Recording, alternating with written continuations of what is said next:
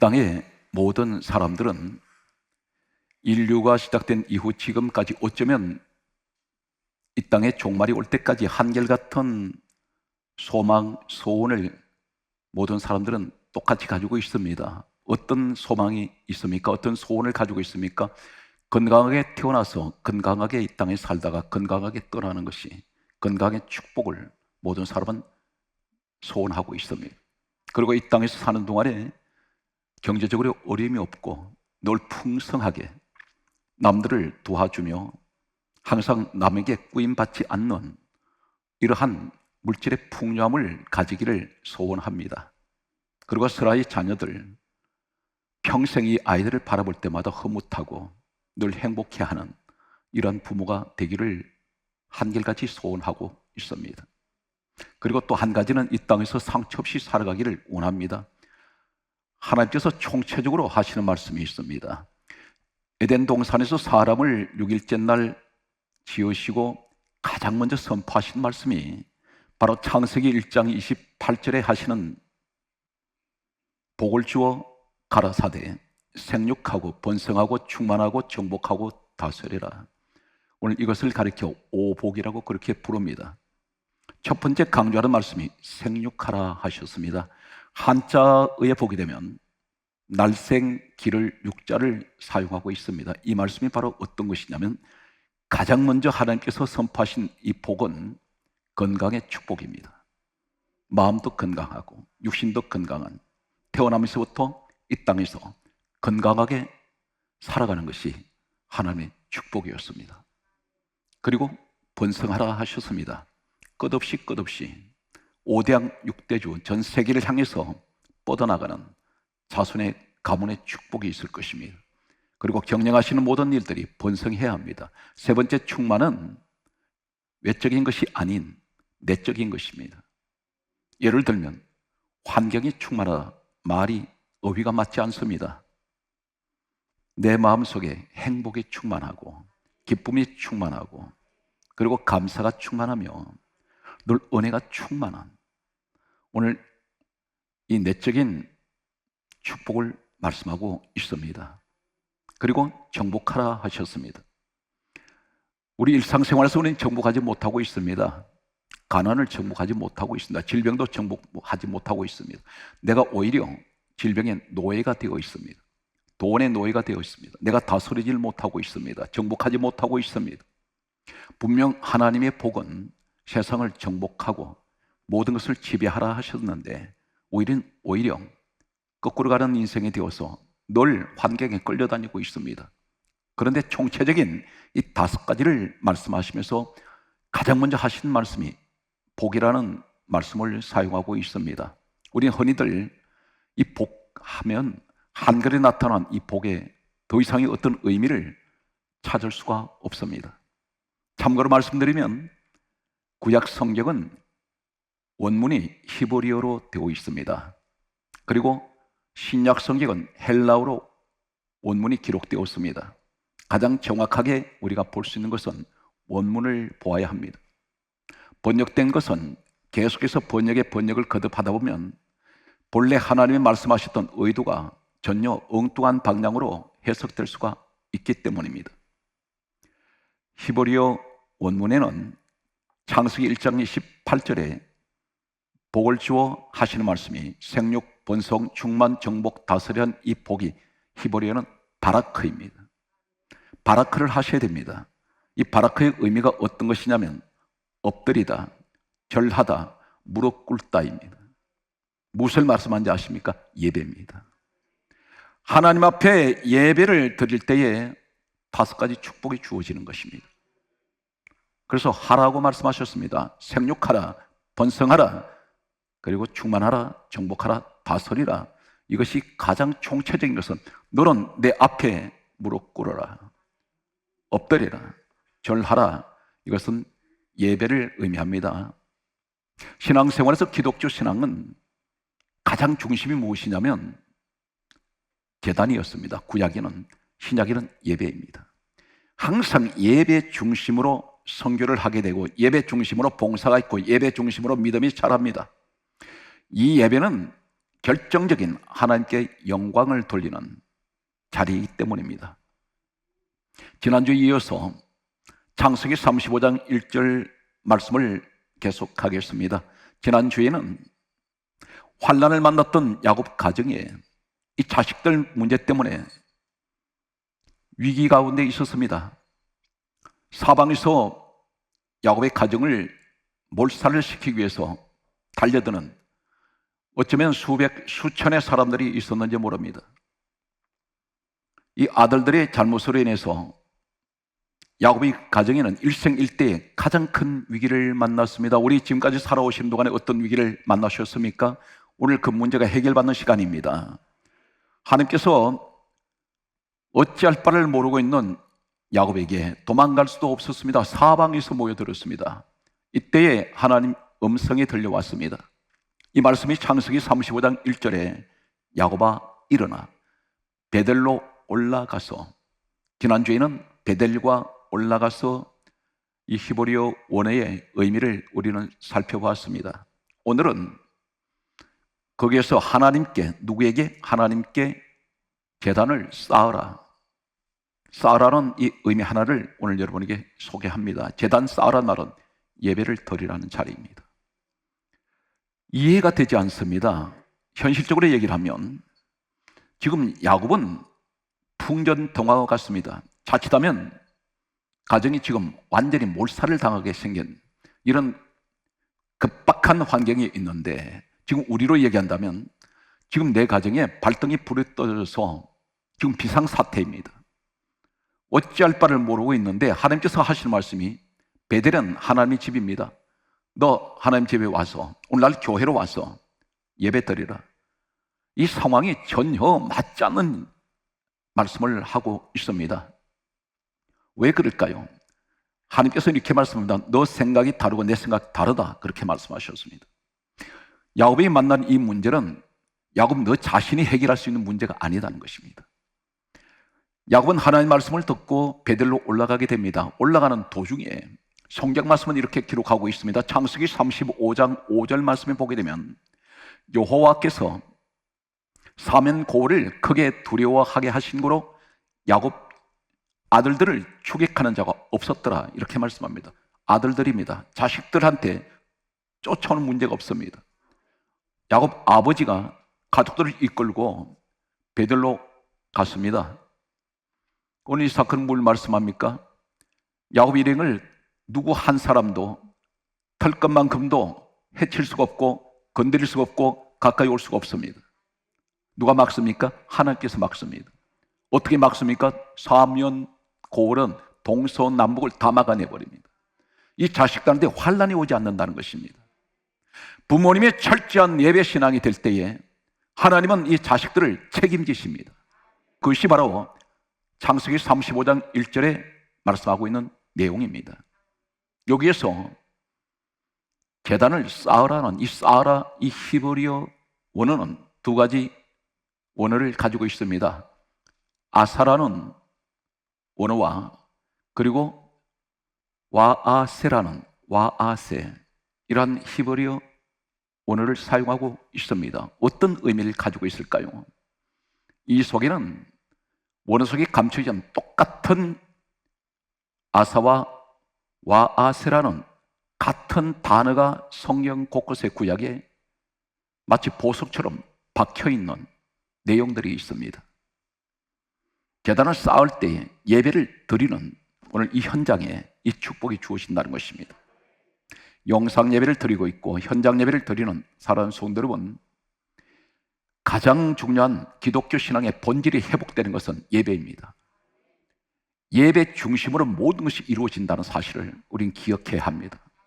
아무리 봉사가 중요하고 아무리 다른 일이 다 중요하다 할지라도 성경의 모든 교회 기능은 가장 중심에 예배가 있습니다. 이 예배가 무너질 때, 오늘 말씀을 들으실 때 어떤 결과가 나타날까요? 총체적으로 말씀을 여러분께 소개합니다. 창세기 35장 1절에 베델로 올라가서 거기서 하나님께 제단을 쌓아라, 쌓아라 아사와 와아세라는 이 의미는, 첫 번째는 창세기 29장 22절 말씀 보게 되면 잔치하고 이 의미를 가지고 있습니다. 잔치하고, 여기 하고라는 이 말씀이 아사와 아세입니다. 같은 제단을 쌓으라는 동일한 같은 히브리어 단어가 똑같이 사용되고 있는 의미를 가지고 있습니다. 잔치를 한다 했습니다. 제단을 쌓는데 무슨 잔치가 있습니까? 이 제단에는 무엇이 있나요? 한 군데를 대표적으로 말씀드리면 레위기서 3장 2절 말씀을 보게 되면 이 제단에는 백성들이 죄로 인하여 죽은 희생 제물의 피가 사면에 뿌려져 있습니다. 다시 말해서 희생 제물의 피의 제단입니다. 복음적으로 뭘 말씀합니까? 참고로 말씀드리면 모세라는 사람이 창세기, 출애굽기, 레위기, 민수기, 신명기 5권의 책을 기록을 했습니다. 이로부터 모세 시대로부터 약 1500년 후에 예수님이 이 땅에 오셨습니다. 오셔서 비로소 하신 말씀이 모세가 기록했던 창세기, 출애굽기, 레위기, 민수기, 신명기, 오늘 소개되는 이 창세기 말씀과 오늘 소개되는 출애굽기, 레위기, 민수기, 이 말씀들이 모세가 기록했던 책인데 이 글들이 예수님께서 하시는 말씀이 요한복음 5장 39절에 이 성경은 내게 대하여 증언하는 것이다. 예수님 이야기라는 것입니다. 1500년 후에 하신 말씀입니다. 그리고 하시는 말씀이 좀 더 구체적으로 말씀드리면 요한복음 5장 46절은 이렇게 말씀하고 있습니다. 모세는 내게 대하여 기록하였음이라. 그러면 레위기 3장 2절에 제단에 피가 뿌려진, 피가 흐르고 있는 이 사건은 무엇을 말하냐면 죄인들을 대신하여 죽은 희생 제물 되는 이 피는 복음적으로 예수 그리스도께서 이 땅에 오셨을 때에 죄인된 하나님의 백성들의 죄를 대신해서 희생 제물이 되셨습니다. 이 피는 복음적으로 예수 그리스도의 피를 말씀합니다. 그래서 요한일서 1장 7절은 예수의 피가 우리를 모든 죄에서 깨끗하게 하실 것이요, 제단으로 올라가서 그곳에 제단에서 쌓으란 이 말씀이, 이 제단에는 피가 있습니다. 그런데 오늘 제단을 쌓으라는 아사와 와아세라는 이 의미가 어떻게 잔치하고입니까? 그 제단에 서게 되면 어떤 일이 있나요? 피가 있는 곳에 내가 가면 예수 그리스도의 피로 죽을 내 인생이 살아났습니다. 모든 죄가 그 피로 깨끗하게 되었습니다. 나는 그 앞에 제단 앞에 서 있습니다. 이곳은 분명 지옥 갈 인생이 천국 가게 되었고 죽을 인생이 살아났고 영생의 복을 받은 이 축복이 그게 잔치라는 것입니다. 이것이 바로 제단의 축복입니다. 두 번째, 창세기 41장 47절에 성경은 이렇게 강조합니다. 풍년이 들었습니다. 토지 소출이 심히 많은지라. 여기 소출이란 말이 바로 창세기 35장 1절에 제단을 쌓으라는 아사와 아세와 동일한 같은 히브리어 단어를 사용하고 있는 창세기 41장 47절에 오늘 성경이 말씀하시는 그 내용이 소출과 같은 언어를 사용하고 있습니다. 풍년이 옵니다. 내 인생에 풍년이 옵니다. 그리고 토지, 이 땅에서 수많은 심히 많다 했습니다. 계산할 수가 없을 만큼. 그래서 바로 그 말씀이 창세기 1장 28절에 바라크의 축복이라는 것입니다. 예배를 드리는 자, 하나님 앞에 무릎 꿇고 하나님 앞에 절하며 하나님 앞에 엎드리는 이 예배 자리에 있는 사람에게는 생육과 번성과 충만과 정복과 다스림의 복이 주어진다는 것입니다. 이것이 예배의 축복입니다. 계속해서 소개합니다. 신명기 15장 1절 말씀을 보면 면제하라 이렇게 말씀합니다. 이 하라는 이 말씀이 바로 창세기 35장 1절에 제단을 쌓아라, 히브리 원문의 아사와 와아세, 이 쌓아라는 의미와 동일한 면제하라, 이 하라가 아사와 와아세입니다. 면제한다 있습니다. 탕감이 되어버립니다. 모든 빚진 것이 없어져 버립니다. 신명기 15장 1절에 면제하라는 이 말씀 내용이 2절 3절 이하로 계속 내려가는 내용을 보게 되면 빚을 졌는데 그 채무자한테 모든 것이 면제되어 버린다는 것입니다. 그 자리가 어디입니까? 제단에 서는 자리입니다. 나의 모든 죄가 예수 그리스도의 피가 있는 곳에 내가 서 있을 때에, 그곳이 어디입니까? 오늘 예수 그리스도 피값을 하신 교회입니다. 오늘 이곳에 내가 왔더니 나의 지난날의 모든 죄는 예수 그리스도 피로 다 사해져 버렸습니다. 면제가 됩니다. 이 축복이 제단을 쌓으라는 이 쌓아라 아사와 와세의 축복입니다. 오늘 여러분 이 복을 누리고 있다는 사실입니다. 성경 말씀은 계속해서 다음과 같이 말씀하고 있습니다. 사무엘상 12장 6절 말씀을 보면 모세와 아론을 세우시며, 이 세우시며 이 말씀이 창세기 35장 1절에 제단을 쌓아라 아사와 와세의 같은 동일한 히브리어 원어를 사용하고 있는 모세와 아론을 세우시며, 이 말씀이 세우시며 이 말씀이 아사와 와세입니다. 모세가 누구입니까? 민족의 지도자입니다. 아론이 누구입니까? 인류 최초로 세워진 예배자, 제사장, 초대, 이 사람이 제사장이 됩니다. 특별히 이 아론 제사장은 인류 최초로 하나님이 세우셨습니다. 이 사람은 평생 예배자의 자리에 있습니다. 그런데 이 사람만 그런 것이 아니라 예배자, 제사장은 지도자입니다. 최고의 영적 지도자. 이 가문이 이로부터 모세 시대로부터 이 아론이 제사장으로 세워지고 난 후에 약 1500년이 세월이 흐른 동안에 예수님께서 이 땅에 오셨습니다. 오셨을 때 누가복음 1장 5절 말씀에 보면 제사장이 한 사람이 있습니다. 그 이름은 사가랴, 그 아내 이름은 엘리사벳. 성경이 이렇게 강조합니다. 엘리사벳은 아론의 자손이었더라. 1500년 동안 예배자, 지도자의 자리에 서 있습니다. 이 가정에는 아들이 태어나면 무조건 지도자입니다. 어떤 능력 보지 않습니다. 신장 보지 않습니다. 지능 보지 않습니다. 아론의 집안에서 태어난 예배자의 자리는 계속해서 예배자, 지도자만 나옵니다. 바로 이 가문에서 누가 나왔습니까? 세례 요한이 태어났습니다. 바로 아론의 자손이 세례 요한입니다. 오늘 이런 축복을 1500년이 지속되는 동안에 이 집안은 예배자의 자리에 서게 되면 계속해서 지도자의 자리에 선다는 사실입니다. 이것이 예배자의 축복입니다. 성경 말씀은 계속해서 이렇게 말씀합니다. 시편 9편 4절 말씀에 보게 되면 주께서 변호하시며 변호자가 되십니다. 변호자는 어떤 자리입니까? 항상 약자편에 서 있습니다. 늘 그 사람에 대한 것을 변호하고 있습니다. 늘 변호한다는 뭘 말합니까? 덮어줍니다. 늘 감싸줍니다. 그 사람 편에 서 있습니다. 우리 하나님이 변호자가 되신다는 것입니다. 이 변호란 말이 바로 아사와 아세입니다.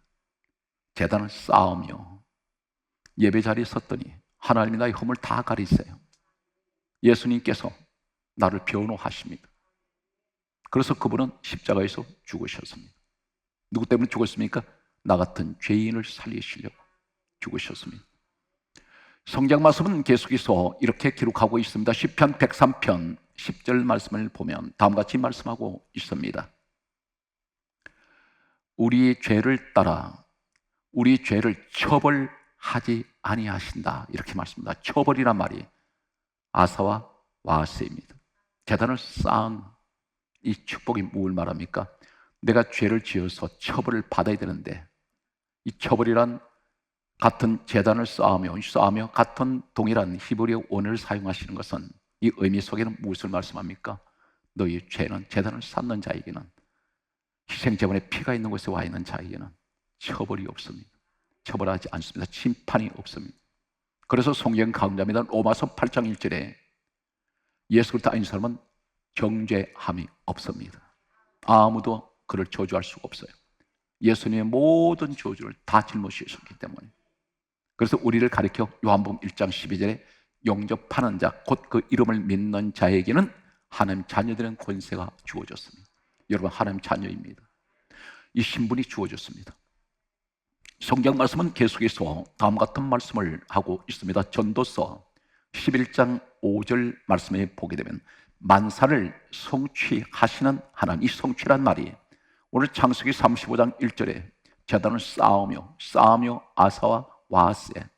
이 말씀이 단어가 그대로 성취, 이 단어가 아사 와세입니다.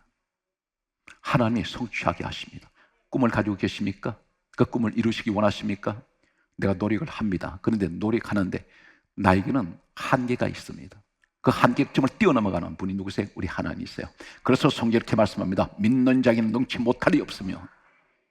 누가 해주세요? 우리 하나님. 내 만사를 성취하게 하신 하나님. 내 꿈이 이루어지는 것은 우리 주님이 나와 함께 하실 때 그 꿈은 이루어집니다. 어디에 서야 됩니까? 제단에 서십시오. 예배 자리에 서십시오. 예배는 내가 피곤해도 그 자리 지켜야 될 자리입니다. 예배는 내가 기분 내키면 내 감정 따라 드리는 것이 예배가 아닙니다. 항상 예배 생활은 내 생활, 인생 중심에 서 있어야 됩니다. 항상 일부분이 되어서는 안 됩니다. 어느 곳에 가든지 예배 자리에 계셔야 됩니다. 그 자리를 통해서 하나님의 영광을 받으시기 때문입니다. 성경 말씀은 계속해서 이렇게 기록하고 있습니다. 이사야 27장 5절 말씀을 보게 되면 하나님께서 이렇게 말씀하십니다. 너는 내 힘을 의지해라. 그렇게 말씀합니다. 하나님 힘을 의지하면 나와 화친하며 화친할 것임이니라. 이 것임이니라. 이 말씀이 아사 와세입니다. 누구를 의지해야 됩니까? 하나님을 의지하면 화친이라 말은 하나님과 화목하게 되는 것입니다. 그 자리가 바로 어디입니까? 창세기 35장 1절에 제단을 쌓는 자리입니다. 쌓아라. 동일한 히브리어 원어를 사용하고 있습니다. 오늘 성경 말씀은 이렇게 기록합니다. 한 사람을 소개하겠습니다. 전 성경에서 안타깝게도 예배를 무시하다가 인간에게 최고의 자리는 왕의 자리입니다. 그 자리까지 세우셨는데 하나님께서 그 왕의 자리를 빼앗아서 다른 사람에게 줘버리는 불행한 한 사람이 있습니다. 예배 자리 때문에 예배를 무시했다가 그 사람이 누구냐면 이스라엘 건국 초대 왕 사울입니다. 성경 말씀은 이렇게 기록하고 있습니다.